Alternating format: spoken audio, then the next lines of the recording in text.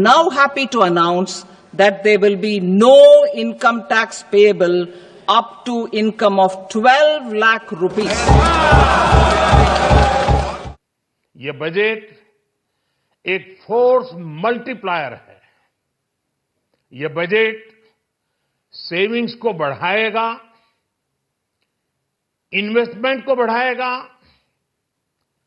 Consumption को बढ़ाएगा और ग्रोथ को भी तेजी से बढ़ाएगा। मैं वित्त मंत्री निर्मला सीतारमण जी और उनकी पूरी टीम को इस जनता जनार्दन का बजट, पीपल्स का बजट, इसके लिए बहुत बहुत बधाई देता हूं।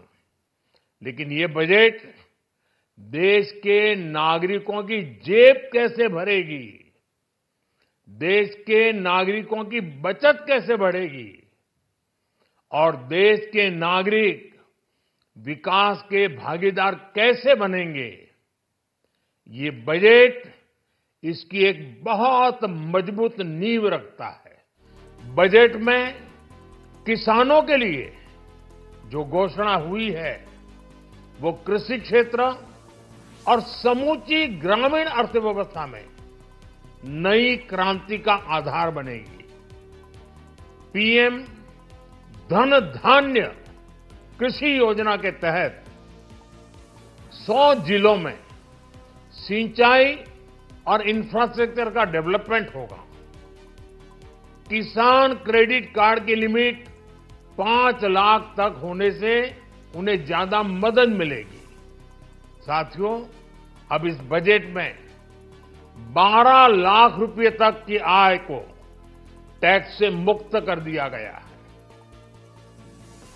सभी आय वर्ग के लोगों के लिए टैक्स में भी कमी की गई है।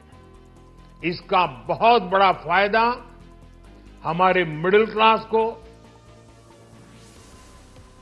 नौकरी पेशे करने वाले जिनकी आय बंधी हुई है, ऐसे लोगों को, मिडिल क्लास को इससे बहुत बड़ा लाभ होने वाला है। उसी प्रकार से जो नए नए प्रोफेशन में आए हैं, जिनको नए नए जॉब मिले हैं, इनकम टैक्स की ये मुक्ति उनके लिए एक बहुत बड़ा अवसर बन जाएगी।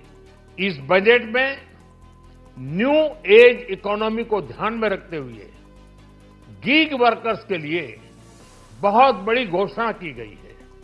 पहली बार गीग वर्कर्स का ई श्रम पोर्टल पर रजिस्ट्रेशन किया जाएगा। इसके बाद इन साथियों को स्वास्थ्य सेवा और दूसरी सोशल सिक्योरिटी स्कीम्स का लाभ मिलेगा।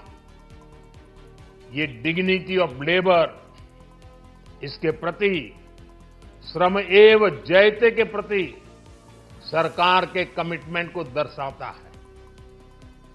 रेगुलेटरी रिफॉर्म से लेकर फाइनेंशियल रिफॉर्म्स, जन विश्वास 2.0 जैसे कदमों से मिनिमम गवर्नमेंट और ट्रस्ट बेस्ड गवर्नेंस के हमारे कमिटमेंट को और बल मिलेगा। साथियों, ये बजट न केवल देश की वर्तमान आवश्यकताओं को ध्यान में रखता है, बल्कि हमें भविष्य की तैयारी करने में भी मदद करता है।